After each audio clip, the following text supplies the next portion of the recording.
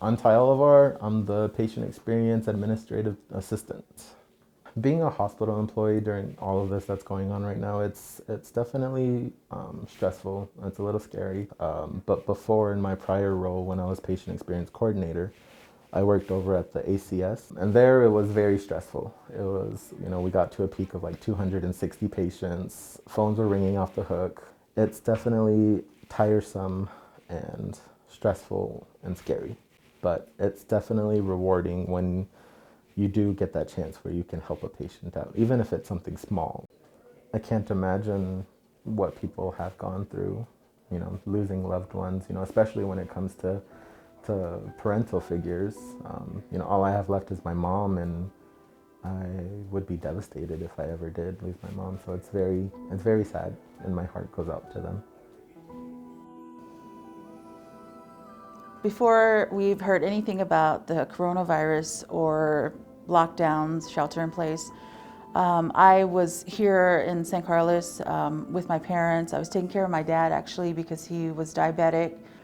But my mother, who has really been the strongest in our family, she's never been sick. She's always been working with kids, so she's very mobile all the time, every day.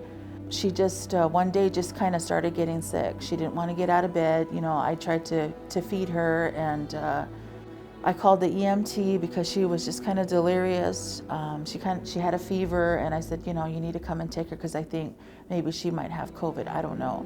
An hour later, they called us and said, yeah, she has COVID.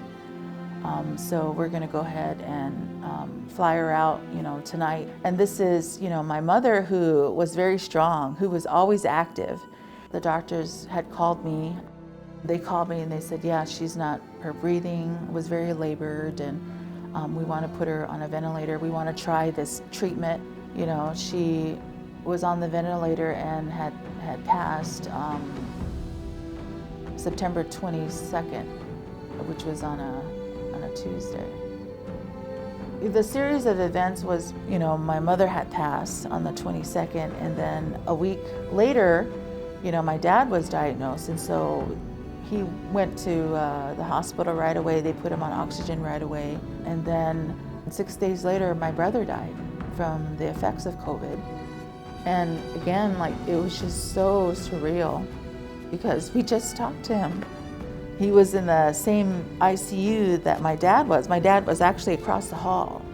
And we didn't tell my dad that, his son was sick. We never told him. So having to go tell him that his son just passed in the other room, that was very difficult too. So that Sunday when we were going to have the viewing, the doctor had called us and said, you need to come here because your dad's not doing very well. So we get there, and he's in a room, and you can only go, there's a line there, you can only go so far. So we were kind of screaming at him at the hallway and stuff, and he was like, oh, you're coming to bring me home? Am I going home today? And I said, no, Dad, we're just coming to see you. And we didn't tell him, that today was the day we were gonna do the funeral services, for his wife and his son. And so it was really difficult to stand there and talk with him.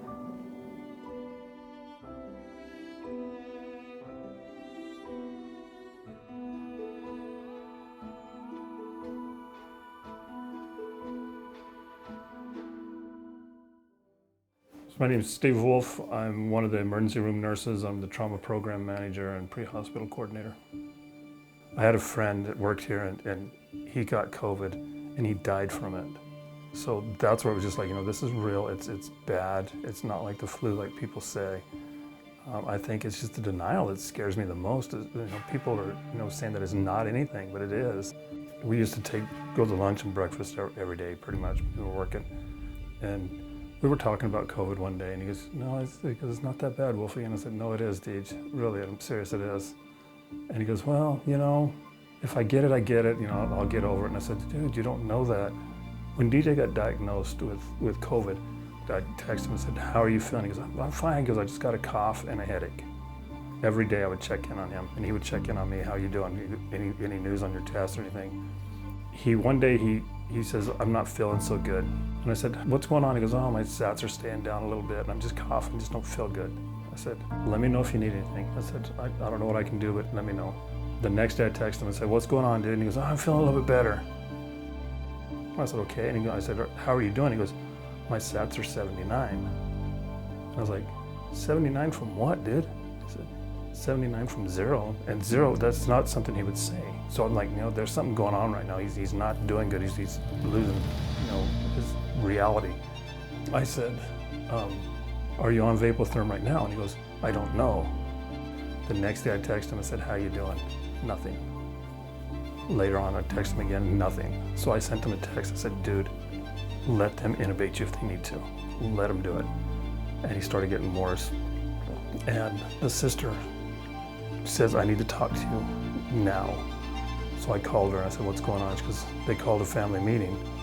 And I said, just so you know, a family meeting is not good. And I said, here's what you need to ask yourself. What would DJ do? She's like, okay. And I said, we totally support you. Everybody out here supports you on what you do. She called me back later and she says, we took him off life support. It's hard. It sucked. It totally sucked. So I went to the ER and I took all of them, all the nurses and staff and everything, into the med room. I said, DJ's not gonna make it. They just took him off life support.